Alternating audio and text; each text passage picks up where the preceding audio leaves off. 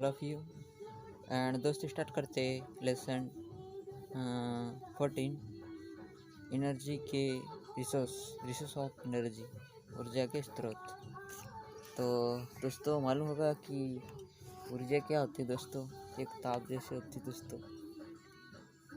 तो उसी को बोलते दोस्तों ऊर्जा होती है दोस्तों। हम कुछ कसरत करते और हम एकदम गरम जैसे हो जाते हैं, तो पसीना आने लगता है, इसी को बोलते हैं ऊर्जा। तो यहाँ पे दोस्तों ऊर्जा के स्रोत क्या होते हैं यही देखते हैं। कक्षा 9 में हमने सीखा है भौतिक रासायनिक प्रोग्राम के समय कुल ऊर्जा सुरक्षित रहती है, मतलब सुरक्षित रहती है ना। तब फिर हमें क्यों ऊर्जा के संकट के विषय में कुछ इतना सुनते रहते हैं। ऊर्जा को यदि न तो उत्पन्न किया जा सकता, नहीं नष्ट किया जा सकता, तो हमें चिंता नहीं होनी चाहिए। हमें ऊर्जा के साधनों को चिंता के भी बिना असीमित क्रियाकलाप करने में सक्षम होना चाहिए, ये कह रहे। और दोस्तों यहाँ पे क्या है, यहाँ पे उदाहरण के लिए यदि हम किसी प्लेट की किसी ऊंचाई से गिरा तो प्लेट की स्थिति ऊर्जा का अधिकांश भाग उससे टकराते समय ध्वनि ऊर्जा में परिवर्तित हो जाता है। तो क्या कहना मतलब दोस्तों, कोई मैं अगर लोहा फेंक रहा हूँ किसी पतरे के ऊपर, तो वहाँ पे वो टकराएगा और कुछ ध्वनि भी करेगा और कुछ चिंगारी भी उत्पन्न हो सकती है। तो इसको बोलते हैं दोस्तों ऊर्जा। तो हम किसी मोमबत्ती को जलाते समय प्रक्रम अत्यधिक ऊष्माक्षेपी होती है। इस प्रकार जलने पर मोम की रासायनिक ऊर्जा उष्मीय ऊर्जा प्रकाश ऊर्जा में परिवर्तित हो जाती है। मोमबत्ती को जलाएंगे फिर ऊर्जा अतिरिक्त अन्य उत्पाद प्राप्त होते दोस्तों, उसको बोलते हैं अवशेष। किसी भी भौतिक रासायनिक प्रक्रम मतलब होता है दोस्तों ऊर्जा, मतलब उपकरण। कुल ऊर्जा अपरित रहती है, परंतु हम जलती हुई मोमबत्ती पर पुनः विचार करें तो हम अभिक्रिया में उत्पन्न ऊष्मा प्रकाश अन्य उत्पाद साथ मिलकर मोम के रासायनिक ऊर्जा को वापस प्राप्त कर लेते हैं। तो मान लीजिए 100 ml जल होते हैं और उसको 368 केल्विन ताप पर रख रहे हैं, तो 298 केल्विन जिसका ताप 298 है। कुछ समय पश्चात ऐसा कुछ उपाय होगा कि पर्यावरण लुप्त हुई उस जो ऊष्मा हो गया करके जल पर एक बार ठंडा हो गई, गर्म किए जा सके, उसे गर्म किया जा सके। प्रत्येक उदाहरण के बारे में विचार करने पर हम पाएंगे कि प्रयोज्य के रूप में उपलब्ध ऊर्जा चारों ओर वातावरण में आवश्यक क्रम प्रयोज्य रूप में संचित हो जाते हैं। कार्य करने के लिए जिस किसी ऊर्जा स्रोत का उपयोग करते हैं उपयुक्त हो जाता है, पुनः उपयोग नहीं किया जा सकता है। तो सबसे इम्पोर्टेंट पार्ट हमारा है ऊर्जा के स्रोत। ऊर्जा का उत्तम स्रोत क्या है? उत्तम मतलब अच्छा। तो दोस्तों ऊर्जा का विभिन्न उपयोग करते हैं हम, तो रेलगाड़ी चलाने में डीजल ये सब करते हैं, साइकिल से ले जाने में भी, सारी कार्य को पेशी ऊर्जा विद्युत साधित्र को चलाने, विद्युत ऊर्जा भोजन पकाने, वाहनों को दौड़ाने, ये रासायनिक ऊर्जा में सभी ऊर्जा किसी न रूप में होती है दोस्तों। तो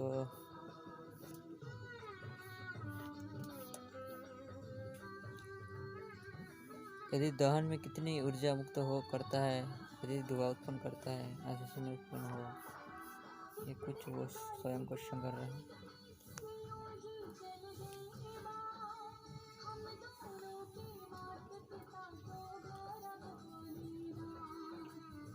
ऊर्जा का उत्तम स्रोत क्या कह सकते दोस्तों? ऊर्जा का उत्तम स्रोत जिससे हम आसानी से कार्य कर सकते हैं उसको बोलते हैं उत्तम स्रोत। और उत्तम स्रोत हो सकता है दोस्तों हमारे प्रोटीन, जो भी हमारा खाद्य पदार्थ, और सूर्य हो सकता है। उत्तम किसे कहते हैं दोस्तों? जिससे आसानी से ऊर्जा प्राप्त हो सकती है और आप लाभदायक तरीके से प्रोटीन भोजन से ऊर्जा पाना, सूर्य से। ये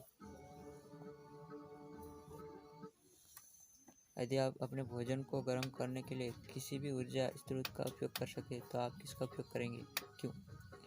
तो हम दोस्तों ऊष्मा रासायनिक जो भौतिक ऊष्मा है ना, उसका यूज करेंगे। ऊर्जा के पारंपरिक स्रोत जीवाश्म ईंधन होगा। पारंपरिक यानी प्रकृति द्वारा, हमारे द्वारा परंपरा से बने पारंपरिक स्रोत हमारे द्वारा। जीवाश्म ईंधन ऊष्मीय ऊर्जा का सबसे सामान्य स्रोत लकड़ी या कुछ क्रियाकलाप या पवन या जल जैसे उपयोग करते दोस्तों। तो योगी कांति ने संभव बनाया कि जीवाश्म ईंधन जो है ना वो अच्छे मतलब अच्छा होगा। जो भी पदार्थ गलेगा पेट्रोल ये उससे बनता है दोस्तों, मृत पदार्थ से। तो एक कोयला पेट्रोल हो सकता है, इसको बोलते हैं जीवाश्म ईंधन। तो सीधी बात बोलते हैं, जीवन में कुछ पौधे या गोबर से मतलब वो टंकी में बनाया जाता है दोस्तों। गोबर से पानी डाल के उसमें उष्मा मतलब ऊर्जा प्राप्त की जाती है दोस्तों गैस से, वो है पेट्रोल है सब दोस्तों। ये पारंपरिक स्थल है कोयला, इसको बोलते हैं पारंपरिक ऊर्जा के स्रोत। और इसी तरह से पढ़ना, क्योंकि किताब पढ़ोगे तो और भी हो जाओगे, समझ में नहीं आएगी। पारंपरिक जैसे जंग क्या है, पारंपरिक क्या है, हमारे परंपरा से बने हमने बनाए उस ऊर्जा को बोलते हैं पारंपरिक ऊर्जा। वो कैसे बनेंगे, गोबर से हम ऊर्जा उत्पन्न करते हैं, कोयले से, पेट्रोल से, एक्स्ट्रा घासलेट केरोसिन से। तो ये हमारे द्वारा बनी गई ऊर्जा है।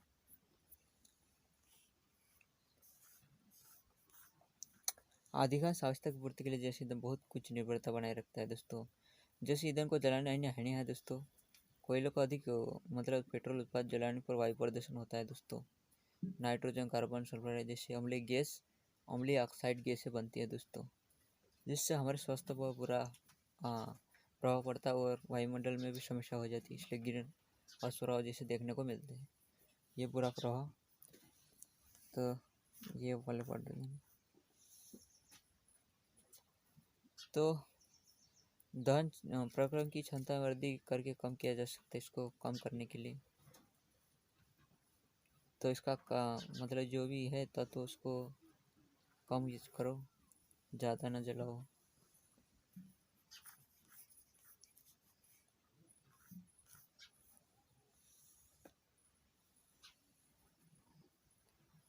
तो यही काम है दोस्तों। यहाँ पे एक कुकर रखा हुआ है दोस्तों, कुकर है ना, दाब कुकर। ये एक नली है दोस्तों, बाप नली। डायनेलो यहाँ बल्ब है, डायनेलो यहाँ से कनेक्शन है। टेबल टेनिस बॉल में धातु की पंखुड़ियाँ है दोस्तों। तो उष्मा यहाँ से मतलब निकल रही है, फिर उष्मा निकल रही है इधर, उष्मा छोड़ रहा है, यहाँ से गर्म हो रहा है तो उष्मा निकल रही है। तो दोस्तों यही है सब। तो ये बल्ब जलने लग रहा है दोस्तों। तो प्रैक्टिकली करके देखना, अगर आपके घर में कुकर है वहाँ पे एक नली आती जो सीटी, उसमें कनेक्शन नली वाली जोड़ देना और पंख लगा देना इधर फैन वैन का, वहाँ पे फिर उष्मा छोड़ना, फिर एक साइड में बल्ब लगा देना, जलता कि नहीं। तो ताप विद्युत संयंत्र यानी दोस्तों विद्युत संयंत्र में प्रतिदिन विशाल मात्रा में जीवाश्म ईंधन का दहन करके जल उबालकर भाप बनाई जाती है। टरबाइन को घुमाकर विद्युत उत्पन्न करती है दोस्तों। सामान्य दूरी तक कोयले, पेट्रोल की तुलना में विद्युत संयंत्र अधिक दक्ष होता है दोस्तों। तापीय विद्युत संयंत्र खोलने कोयले तथा तेल के क्षेत्र निकट स्थापित होते हैं दोस्तों। तो कहने का मतलब है दोस्तों, ताप द्वारा बनेगी दोस्तों, सूर्य द्वारा उसमें ऊर्जा उत्पन्न होती है, फिर वो विद्युत में परिवर्तित हो जाती है दोस्तों। जल विद्युत संयंत्र क्या है दोस्तों, पानी में कुछ जलवल डाल देंगे, उनमें गति होगी। गति ऊर्जा किसी ऊंचाई पर स्थित जल की स्थिति ऊर्जा होती है दोस्तों। कहने का मतलब एक तालाब है, तालाब से पानी गिरेगा, वहाँ पे वो मतलब ऊर्जा उत्पन्न होती है दोस्तों, गतिज ऊर्जा होती है दोस्तों। तो विद्युत संयंत्र गिरते जल की स्थिति ऊर्जा को विद्युत में रूपांतरित कर लेते हैं। अगर हमारे यहाँ एक मतलब वाटरफॉल है, झरना, तो वहाँ पे वो ऊर्जा उत्पन्न होगी दोस्तों। तो इसको बोलते हैं जल विद्युत संयंत्र द्वारा ऊर्जा। तो वो विद्युत ऊर्जा में परिवर्तित हो जाती है दोस्तों।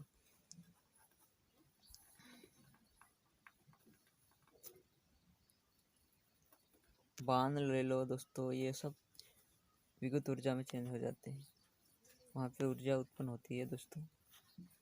जो हमारे घर में चलती है दोस्तों, वो सब जल विद्युत ऊर्जा है दोस्तों। दोस्तों नदी के बहाव को रोक लेंगे, जलाशय बनाएंगे, कृत्रिम झील बनाएंगे, वहाँ पे ऊंचे बांध बनाए जाते हैं दोस्तों। फिर वहाँ पे जल मतलब इकट्ठा हो जाता है, संचित यानी इकट्ठा होना दोस्तों एक जगह पे। उसके परिणाम स्वरूप फलस्वरूप यानी परिणाम के उसके बाद जल का तल ऊंचा हो जाता है। बांध के ऊपरी भाग में पाइपों द्वारा जल बांध के धार के पास स्थापित टरबाइन होगा, उससे ब्लेड पर मुक्त रूप से गिरता है। तो जल कपाट है दोस्तों, ये पानी गिर रहा है यहाँ पे। ये पावर हाउस जनित्र यहाँ पे मतलब बिजली उत्पन्न होगी, ये वाले एरिया में इसमें बिजली उत्पन्न होगी। कहने का मतलब दोस्तों यहाँ पे ये डैम है, मान लो यहाँ पे पूरा पानी भरा हुआ है। दिस एरिया में वाटर, यहाँ पे पानी भरा हुआ है। अब हमने यहाँ पे एक निकासी रखी है, तो यहाँ पे बहुत फव्वारा से उड़ेगा पानी। तो यहाँ एक टरबाइन लगा देगा, मतलब वो वहाँ पे बिजली उत्पन्न होगा यहाँ पे, और फिर वो नदी में पानी चले जाता है। तो उसी को बोलते हैं जल विद्युत ऊर्जा। तो बढ़ते आगे। तो ब्लेड पर मुक्त रूप से गिरता हुआ फलस्वरूप टरबाइन ब्लेड घूर्णन गति करते, फिर जनित्र द्वारा विद्युत उत्पादन होता है दोस्तों। वैसा घूमता है, फिर उसके बाद मतलब बिजली उत्पन्न हो जाती है। हर बार जब वर्षा होती है तो जलाशय पूर्ण जल से भर जाते हैं, इसलिए विद्युत ऊर्जा एक नवीकरण ऊर्जा का स्रोत हो जाता है। विद्युत ऊर्जा को मतलब ये जल वाली ऊर्जा है ना, नवीकरण ऊर्जा के रूप में शामिल हो जाएगी, जिसमें हम कुछ नया उत्पादन नहीं कर सकते, उसको अनवीनीकरण करेंगे, जिसका पुनः उपयोग में लाया जा सकता है, उसको बोलते हैं नवीकरण। तो बड़े बांध का निर्माण होता है, कुछ समस्या भी होती है दोस्तों। क्या होता है इसमें समस्या?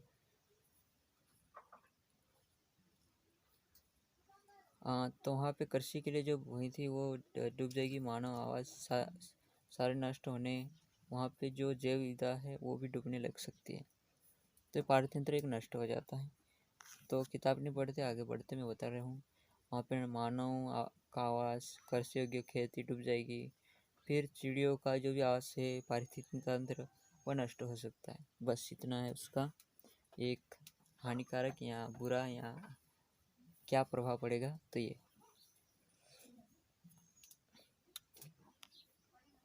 उदाहरण के लिए गंगा नदी पर टिहरी बांध के निर्माण, नर्मदा नदी पर सरदार सरोवर बांध, ये गुजरात में है दोस्तों सरदार सरोवर बांध। तो ऐसे मतलब बांध है। तो बायोमास क्या होता है? तो बायोमास होता है लकड़ी का ईंधन के रूप में उपयोग किया जाता है। मतलब निश्चित कर लेते कि हम पर्याप्त वृक्ष लगाए जाते, फिर लगाते रहेंगे तो जलने की लकड़ी निरंतर मतलब मिलती रहेगी। ईंधन के रूप में उपलोह दहन में भली भांति परिचित है दोस्तों आपने। पशुधन की विशाल संख्या भी हमें ईंधन की स्थायी स्रोत की उपलब्धता हमारे बारे में अवश्य करती, चूँकि हम ईंधन उत्पाद जंतु उत्पाद है। ईंधन पादप या जंतु है दोस्तों, जैव मात्रा के लिए थे। कहने का मतलब दोस्तों, अगर वो गाय का मूत्र जो भी डाल दो, गोबर वोबर उसमें एक टंकी में, फिर उसमें ऊष्मा उत्पन्न हो जाती, फिर वहाँ पे ऊर्जा मिलती है दोस्तों। इसी को बोलते हैं जैव मात्रा या जैव बायो मास। तो पर ये वाले ईंधन है ना, जो अधिक मात्रा में ऊष्मा नहीं उत्पन्न करते, जलने पर अत्यधिक धुआं निकलता है, इसलिए ईंधन की दक्षता वृद्धि प्रौद्योगिकी का सहारा अवश्य पड़ता है। लकड़ी की वायु सीमित आपूर्ति में जलाते, उपस्थित जल वाष्पीय पदार्थ बाहर निकल जाते हैं, फिर वो अवशेष रूप में चारकोल रूप में ना कोयले के रूप में प्राप्त होता है दोस्तों। वाष्पीय पदार्थ बाहर निकल जाता है दोस्तों। चारकोल बिना ज्वाला के जलता है, इसलिए अपेक्षाकृत कम धुआं निकलता है, इसलिए उसमें उत्पन्न करने की दक्षता अधिक होती है। चारकोल का मतलब होता है दोस्तों कोयला, ये वाला कोयला, कोयला है ना, कोयला होता है, कोयला रे कोयला, कोयला, कोयला। चारकोल का मतलब कोयला, धुआं ज़्यादा नहीं छोड़ता है ना कोयला, ज़्यादा निकालते, लकड़ी ज़्यादा करते, फिर कोयला कम करता ही नहीं, वो तो जला करता है। इसी प्रकार गोबर फसलों के कटने के बाद जो औसत मतलब जो भी छिड़के मिल जाते हैं दोस्तों। तो अपघटित अपशिष्ट पदार्थ है दोस्तों, ऑक्सीजन की अनुपस्थिति में उपयोग होने वाला कार्बनिक पदार्थ मुख्य गोबर है दोस्तों। आप गोबर गैस बोलते हैं दोस्तों, इसका मतलब यूज किए होंगे आपने।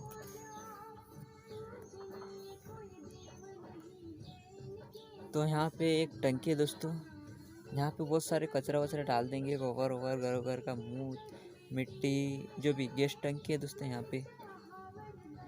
पे गैस का निर्माण है। कर्दक है दोस्तों, यहाँ पे एक मिट्टी है, इधर भी मिट्टी है, गड्ढा खोद दिए, यहाँ पे एक संयंत्र है, यहाँ पे मतलब यहाँ पे ढक देंगे पूरा। और यहाँ पे जो भी गोबर मूत्र जो भी है अपशिष्ट पदार्थ वो डाल देंगे यहाँ पे। फिर यहाँ पे मतलब सड़ के वो ऊर्जा उत्पन्न होगी, तो वो यहाँ एक कनेक्शन जोड़ देंगे। इस बटन को चालू करेंगे तो वहाँ गैस का मतलब निकलती है दोस्तों। यहाँ पे गैस, इस टंकी में गैस बनती है, फिर यहाँ से निकलती है, उसको एक पाइप द्वारा अपने घर में प्रेस कर लेंगे, तो वहाँ पे आंगार जलने लग जाता है। तो यही होता है दोस्तों एक बायोमास।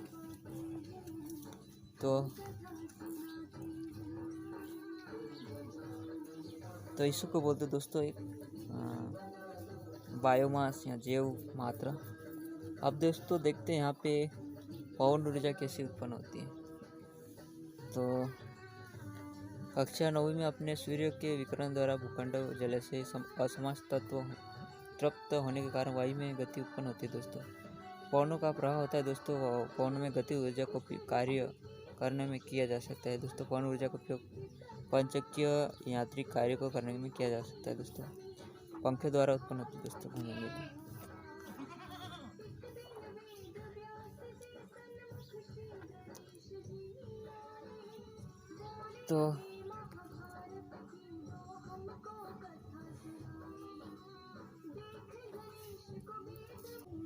तो दोस्तों ये है पवन चक्की का एक मतलब संयंत्र। जिस दिशा में हवा रही उस दिशा में लगा देंगे आप पंखों, 3 पंखे, तो वहाँ घूमेगी ऐसी इस तरह से गोल गोल घूमेगी, फिर वो ऊर्जा उत्पन्न करती है। पवन चक्की बोलते दोस्तों। पवन चक्की प्रचलित है दोस्तों, पानी के ऊपर उठाने वाले पंपों में पवन चक्की पंखुड़ियाँ घूर्णन गति का उपयोग कुओं में जल खींचने के लिए होता है दोस्तों। आजकल पवन चक्की का उपयोग विद्युत उत्पन्न में किया जा रहा है दोस्तों, विद्युत ऊर्जा में। तो दोस्तों क्या है, दृढ़ आधार में कुछ ऊंचाई पर खड़ा किया जाता है। पवन चक्की की घूर्णन गति का उपयोग विद्युत उत्पन्न करने के लिए विद्युत जनित टरबाइन को घुमाने पर किया जाता है दोस्तों। बहुत कम होता है दोस्तों, इसका वैपारिक उपयोग संभव नहीं होता है। और पवन चक्कियाँ लगाई जाती बहुत मात्रा में दोस्तों, तो इसको बोलते हैं पवन ऊर्जा फार्म कहते हैं। बहुत सारे फार्म लगा देंगे, बहुत सारी पवन चक्की लगाएंगे, तो इसको बोलते हैं पवन ऊर्जा फार्म। तो ये वाला दोस्तों राजस्थान में बहुत लगाए जाते हैं, इधर जम्मू मतलब राजस्थान में लगाए जाते हैं दोस्तों, ज़्यादा गुजरात में भी लगाए जाते हैं।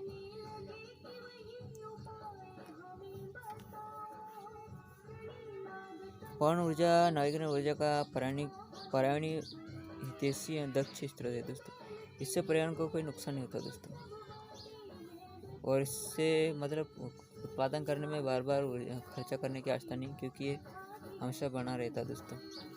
इसकी कुछ सीमाएं भी है दोस्तों।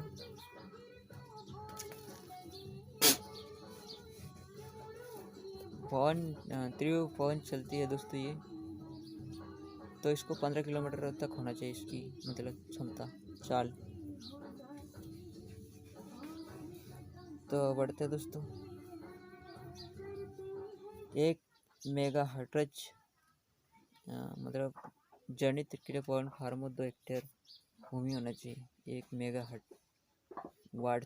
मेगावाट तक ऊर्जा को उत्पन्न करने के लिए 1 एकड़ जमीन होना चाहिए दोस्तों।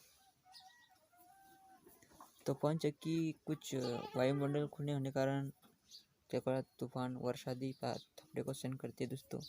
उच्च स्तर के रखरखाव की आवश्यकता होती है दोस्तों बस।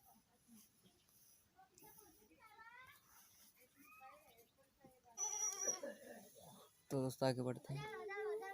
वैकल्पिक या गैर परंपरागत ऊर्जा स्रोत जिससे हम नहीं बना सकते, इसको बोलते हैं गैर परंपरागत। जिससे हम नहीं उत्पन्न कर सकते, जिससे हम नहीं बना सकते, इसको बोलेंगे वैकल्पिक या गैर परंपरागत ऊर्जा के स्रोत। कैसा? तो इंडस्ट्री में उत्पन्न उन्नति के साथ हमारी ऊर्जा की मांग प्रतिदिन बढ़ रही है। इसको तो क्या पढ़ना, तो दोस्तों हमें आगे और बढ़ना चाहिए। तो जैसे जैसे ऊर्जा की मांग बढ़ेगी वैसे वैसे ऊर्जा की आवश्यकता भी बढ़ रही है दोस्तों। ये तो सबका मानना भी है दोस्तों। तो इसको बोलते दोस्तों हम परंपरा से नहीं बना सकते हैं, तो हम नहीं बना सकते इसलिए गैर परंपरागत कहते हैं या वैकल्पिक। सौर ऊर्जा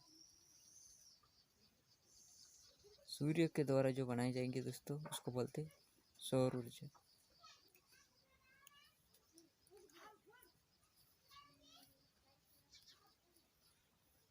तो ये इसी तरह से बोलते सौर कुकर द्वारा बन रही दोस्तों। ये वाला दर्पण लगा है और धूप में रख देंगे दोस्तों, फिर वहाँ पे ऊर्जा उत्पन्न होगी दोस्तों। इसको बोलते सौर कुकर। सोलर के उपकरण आ रहे हैं ना, सूर्य द्वारा ऊर्जा बनाई जाती है दोस्तों। वो प्लेट होता है दोस्तों कांच का, तो वहाँ पे क्या होता है, धूप में रख देंगे तो वहाँ पे ऊर्जा मतलब बनने लगती है। सोलर लैंप होते दोस्तों, सोलर जो लैंप होता है उसमें भी वही होता है दोस्तों। तो यहाँ पे एक दर्पण रखा हुआ है, इसको बोलते सौर कुकर द्वारा ऊर्जा उत्पन्न। कुछ सौर कुकर सौर जल ताप की संरचना कार्य प्रणाली का विशेषकर इस दृष्टि से अध्ययन कीजिए कि हम ऊष्मारोधन कैसे किया जा सकता है दोस्तों।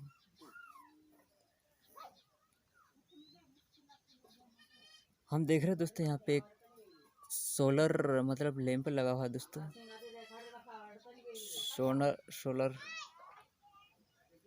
सोलर लैंप है दोस्तों। इसमें क्या हो रहा है कि वहाँ कुछ समय पर उपयोग हो रहा है दोस्तों। सोलर का यूज किया जा रहा है दोस्तों यहाँ पे।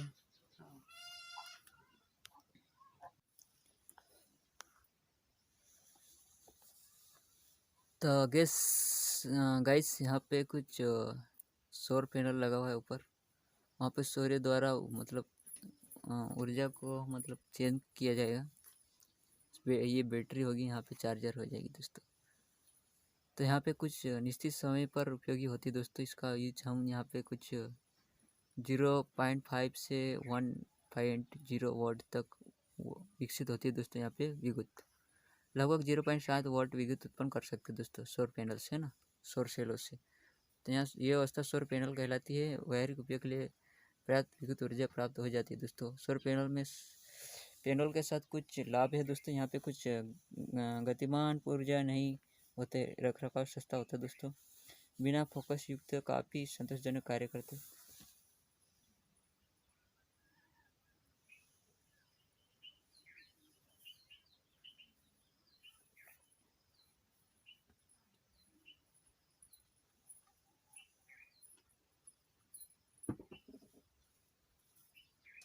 पारंपरिक दृष्टि से व्यावहारिक नहीं होता।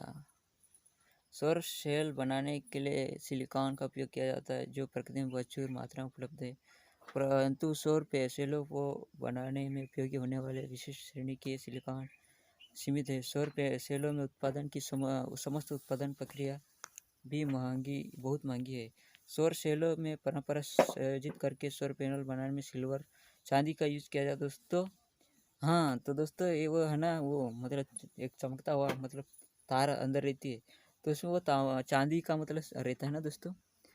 तो इसका लागत में वृद्धि हो सकती है दोस्तों, इसलिए कम दक्षता होने पर सौर सेलों का उपयोग बहुत ही वैज्ञानिक अनुप्रयोग के साथ करना चाहिए दोस्तों। मानव निर्मित उपग्रह, अंतरिक्ष अन्वेषण युक्तियाँ, मार्स ऑर्बिटर जैसे सौर सेलों का उपयोग ऊर्जा के रूप में किया जा सकता है दोस्तों। यहाँ पे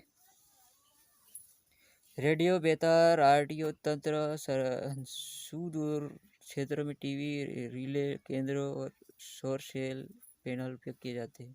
ट्रैफिक सिग्नलों परिकल्पनाओं बहुत से खिलौने में सौर सेल लगे होते हैं दोस्तों। सौर सेल पैनल विशेष रूप से डिजाइन की गई अनाथ छतों पर स्थापित की जाती है। अधिक से अधिक सौर ऊर्जा आपूर्ति तो होता है। अत्यधिक महंगा होने के कारण सौर सेलों को घरेलू उपयोग अभी तक सीमित होता है। सौर सेलों का घरेलू उपयोग अभी तक सीमित होता है।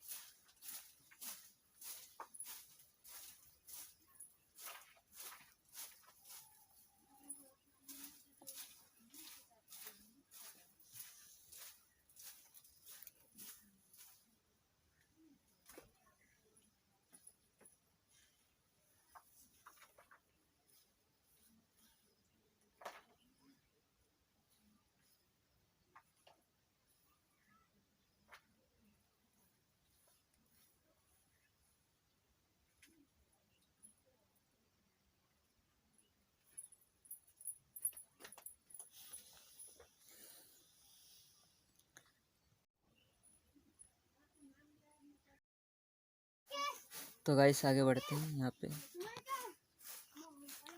ज्वारीय ऊर्जा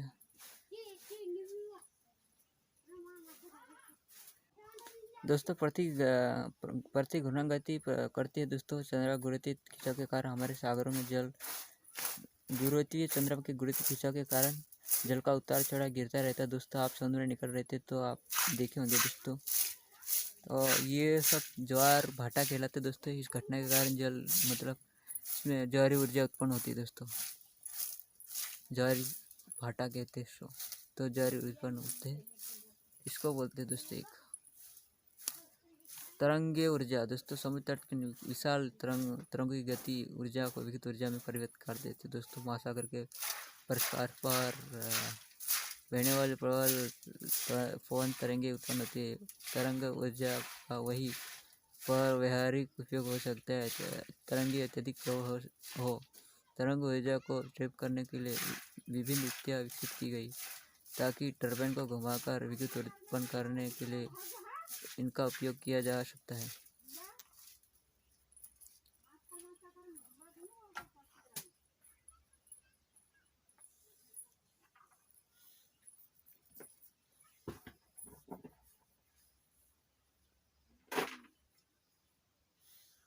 तो महासागरों के तापीय ऊर्जा में ऐसा दोस्तों, समुद्र महासागरों के पृष्ठ पर जल सूर्य द्वारा उत्तप्त हो जाता है। फिर गहराई वाले भाग पर जल ठंडा होता है।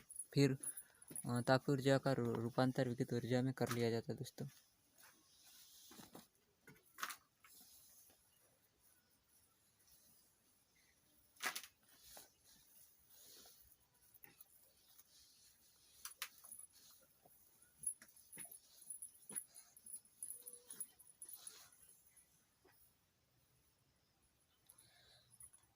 तो 2 किलोमीटर गहराई तक 20 डिग्री तक होता है दोस्तों ताप। भूतापीय ऊर्जा भूपट्टी की गहराई पर तब तक ये पिघले चट्टान ऊपर धकेल दिया जाता है, फिर एकीकृत हो जाती, तप्त स्थल कहलाते दोस्तों। भूमि में परिवर्तन के कारण भूपट्टी की गहराई पर तप्त क्षेत्र में पिघली चट्टानों ऊपर धकेल दी जाती, फिर कुछ क्षेत्र एकीकृत हो जाते तो तप्त स्थल कहलाते दोस्तों। इसी को बोलते। तो क्या होगा, जो मतलब मार्ग होगा वहाँ पे गर्म चश्मा निकलेगा दोस्तों, उष्मा स्रोत कहलाते दोस्तों। वो पिघलेगा फिर वो मार्ग से निकलेगा तो वहाँ पे ऊर्जा उत्पन्न होती है दोस्तों। इसको गर्म चश्मा कहते हैं।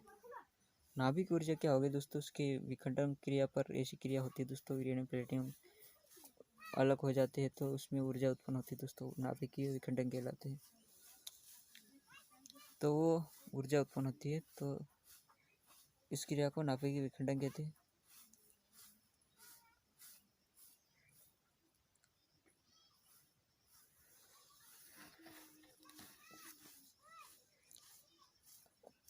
तो किसी भारी परमाणु यूरेनियम प्लेटिनियम थोरियम में नाभिक को निम्न ऊर्जा न्यूट्रॉन बमबारी कराकर हल्के नाभिक में तोड़ा जा सकता है। जब ऐसा किया जाता है तो विशाल मात्रा में ऊर्जा मुक्त होती है। तब होता है जब मूल नाभिक का द्रव्यमान व्यक्तिगत उत्पादों के द्रव्यमान के योग से कुछ ही अधिक होता है। उदाहरण के लिए यूरेनियम में एक परमाणु विखंडन में ऊर्जा उत्पन्न मुक्त होती है, वही कोयले किसी कार्बन परमाणु दहन में उत्पन्न ऊर्जा की तुलना 1 करोड़ गुनी अधिक होती है। हाँ, तो इसी को बोलते दोस्तों 13वां चल रहा है अपना। मैं यही समझाना चाहता हूँ नाभिकीय संलयन। आजकल सभी व्यावहारिक नाभिकीय रिएक्टर नाभिकीय विघटन पर आधारित है दोस्तों। अपेक्षाकृत सुरक्षित प्रक्रिया जिसे नाभिकीय संलयन कहते हैं।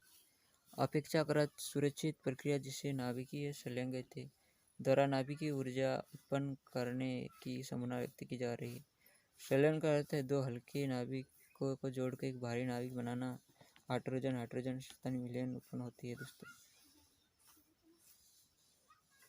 तो इसमें आइंस्टीन समीकरण के अनुसार विशाल ऊर्जा निकलती है दोस्तों। ऊर्जा निकलने के कारण अभिक्रिया में उत्पन्न उत्पाद का द्रव्यमान अभिक्रिया में भाग लेने वाले मूल नाभिकों के व्यक्तिगत द्रव्यमान के योग से कम होता है।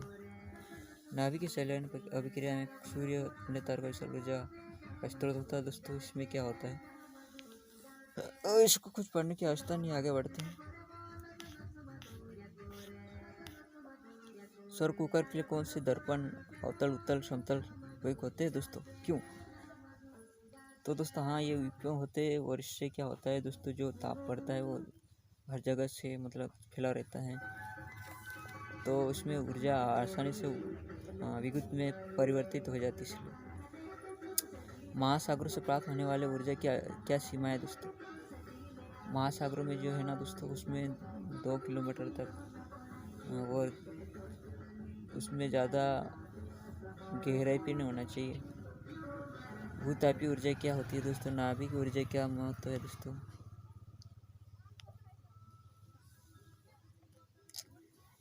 तो ऊर्जा स्रोत प्राप्त में सरलता मितव्ययी पर्यावश्यक सरोकार, मतलब किस तरह से है ये ऊर्जा, किस तरह से मिल रही है, उसका मतलब ये है क्या लाभदायक है। हमारे कुछ अनवीकरण स्रोत है वो समाप्त हो, अनवीकरण है वो समाप्त होते हैं, नवीकरण हमेशा पूर्ण चक्र के द्वारा प्राप्त होते हैं। तो यही आंसर होगा उसका शॉर्टकट में बोला जाए तो दोस्तों ये ख़त्म होता है।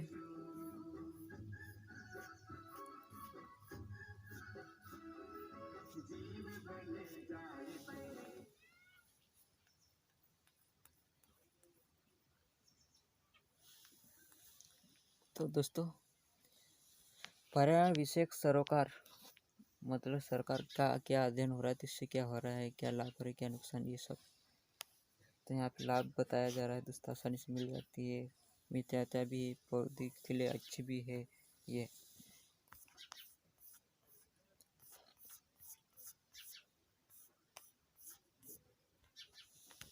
तो चैनल को सब्सक्राइब कर लेना, शेयर कर लेना। मिलते हैं अगले वीडियो में कि नाभिक ऊर्जा क्या होती है समझा देता हूँ यार। तो यहाँ पे निम्न ऊर्जा न्यूटन बमबारी कराकर हल्के नाभिक में तोड़ा जा सकता है। फिर ऐसा किया तो विशाल मात्रा में ऊर्जा मुक्त होती है। नाभिक द्रव्यमान व्यक्तिगत उत्पाद द्रव्यमान के योग से कुछ ही अधिक होता है। उदाहरण के लिए यूरेनियम में एक परमाणु खंड में ऊर्जा मुक्त होती है। कोयले से किसी कार्बन परमाणु दहन में उत्पन्न ऊर्जा 1 करोड़ गुना अधिक होती है दोस्तों। तो मिलते हैं दोस्तों अगले वीडियो में।